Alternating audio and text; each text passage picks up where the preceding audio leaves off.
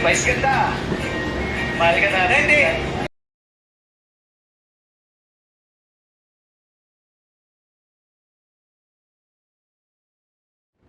Hi guys! Kamusta? Ako si Red Quaresma at welcome back sa aking channel. At kung bago pa lang kayo sa aking channel, huwag yung kalimutan na mag-subscribe at sipahin na rin yung tiny bell button doon sa baba para updated kayo kung meron akong mga bagong video na i-upload dito sa aking channel. You know? At para sa video ito, another video reaction naman ang gagawin ko. So magre-react nga ako guys dito sa trending episode ng Especially For You ng It's Showtime.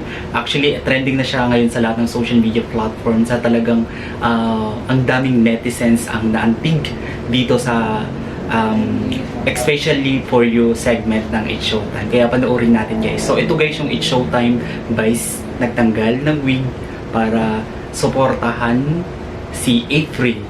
So tara, panoorin natin to guys without further ado. Let's begin in 1, 2, 3, go. Okay, i-play na natin to guys. Sobrang excited na ako na mapanood tong segment na to sa It's Showtime na Especially For You na talagang naantig yung mga netizens dito sa episode na ito. So ito guys, umeri siya kahapon, July 19, 2024. And hanggang ngayon is trending siya, pinag-uusapan ng netizens. And yeah, tara. Okay, bilang tayo guys ng... Wait lang, nawala yung phone ko. What's going on? Dali lang. Wait lang. Ang oras natin ngayon guys is 1:56 PM. Saturday tayo ngayon. Wala akong pasok. Kaya, eto, makakapagawa ko ng mga reaction video na naman. Pag wala akong pasok guys, ito talaga yung ginagawa ko. Gumagawa ko ng content na reaction video. Alright, ang tagal ko no. Okay, ito na. Bilang tayo guys ng 3, 2, 1, go. So, here we go. Grabe. Kaya- Saludo ako kay April kasi nakangiti pa rin siya, nakaharap siya, and willing siyang ikwento yung kwento na pinagdadaanan niya.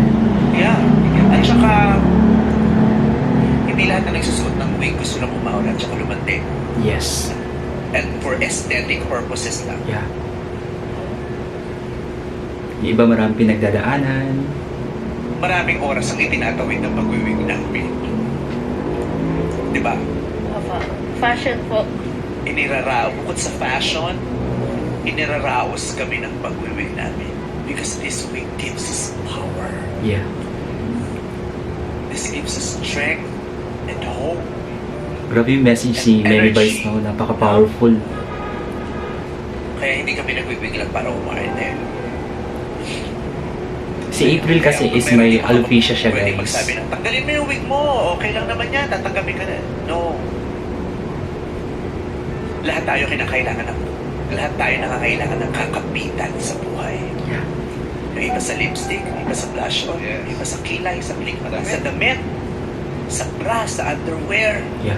yung iba sa wig. Di ba? Kaya mag-wig ka hanggat gusto mo. Kung minsan gusto mo lumaya, okay. Nasa sa'yo yan. Di ba? At magagawa niya yan pag nagbalik na yung kumpiyansa Go for it. sa kanyang sarili. Ito yung pabigat yung ginawa ni April para i-share yan sa akin. Thank you, Saludo kami sa iyo, April. Thank you po. Gaano kaganda sa'yo si April, Andre? Sobrang ganda po. Nakita mo siya ng walang wig? Hindi pa po. Pero nakita ko na po siya nung nagsabi siya na may alopecia na po siya. Pinakita niya po sa akin. Tapos nagulat po ako, sinabi ko, bakit ngayon mo na sinabi yan? Ba't pinatagal mo pa? Tapos dun po naiyak na po ako. Tapos sabi ko, kung kailangan mo ng karami, nandito lang ako. Pero hindi ko po pinababa yung self-confidence niya. Binilang ko pa po siya ng makeup, ano po, yung mga bagay na mga kailangan niya para sa kanya. Tapos thank you naman po siya. Tapos sabi ko, you're welcome. Para lang mas masaya. Thank you. Tapos sabi ko, you're welcome. Welcome naman.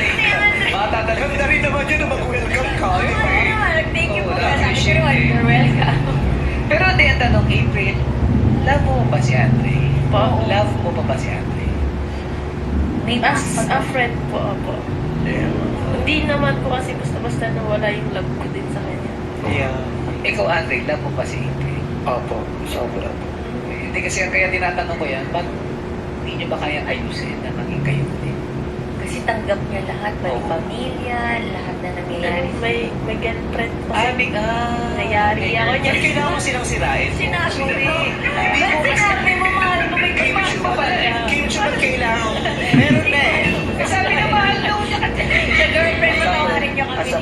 Oo. Sa girlfriend. Girlfriend ka na, Andre. Matagal na kayo. Hindi po, magti 3 months pa lang po. Oo. Good luck. Sana maging maging masaya experience mo dun sa relationship mo niya. Tsaka, hindi kasi madali yun eh. Yung, di ba pwede mo sabihin, di ba, kung mahal mo yung tao, ba't di mo matanggal yung wig mo? Di ba di mo mapakita eh? It's a process. Ano yun? Pinoproseso yun. Pero, pag yung tao yun, nakuha niya magtanggal ng wig sa harapan mo, di pakita niya talaga, isa lang ang ibig sabihin. Mahal ka niya, mahal ka sa kanya. Medyo Kampante siya sa'yo. Sigurado na siya, hindi mo siya gusto. Di ba? Tama. Nakita niyo na ba kung walang wig? Patingin nga. Kasasabi lang, di ba? Hindi natuto. Process ka mo. Process. Hindi natuto mo. Pero nakita ko na yan. Nakita mo na. Oo, kasi mahal natin. Si Balak mahal. May tiwala siya sa akin. Naramdaman ko kasi pamilya tayo. Yes. Pero kung gusto niyo naman yung tayo. Hindi naman okay na kami, okay na. Hindi. Kasi kami ready eh. Oo. Bakit talaga pipunta natin natin? Process. Tanggap nila ako, no? Yes! Oo naman! Yes. Dahil dyan, sample. Ay, hindi ako nangingimi. Kung makakatulong to para kung para makakuha ng kahit katiting na kumbiyansa si April White. Wow. Bakit ka April? Ang tagal na panahon, takot na takot ako dito. Di pa magpapakita ng ng walang wig. Sa punto na ako ng, wala ako ng pake. Meron ng taong mahal na mahal ako kahit wala akong wig. Tama. Hindi ko na kailangan, hindi na rin ako affected yun sa mga pangit na pangit sa akin pag walang wig. Yung ako, si kabayo, tatago lang naman sa wig. Ay, bala ka. May wig o wala, may nagmamahal dito, no? May wig o wala, at may tumatanggap dito. Bukod kay Ayon, mahal ako ng nanay ko. Tama. Mahal ako ng mga kapatid ko. May wig o wala, mahal ako ng pamilya ko. Kami. Mahal ko ni Lord. Oh my god, it's giving me a goosebumps.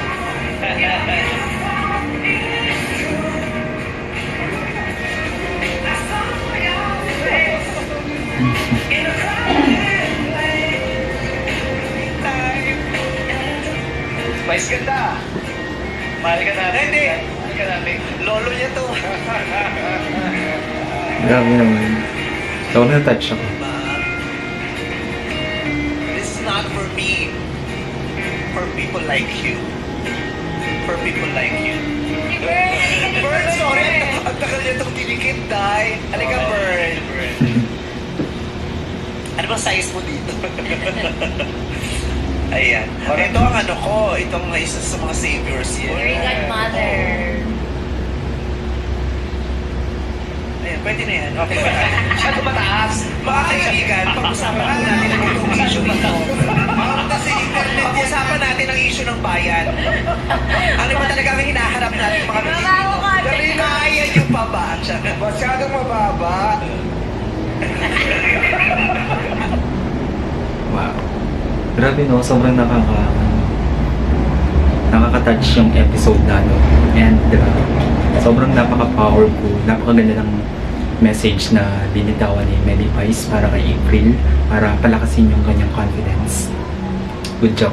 So yeah, if you like this video guys, please give a big thumbs up, and if you have any request video, comment down below, and I'll see you on my next reaction video. Bye.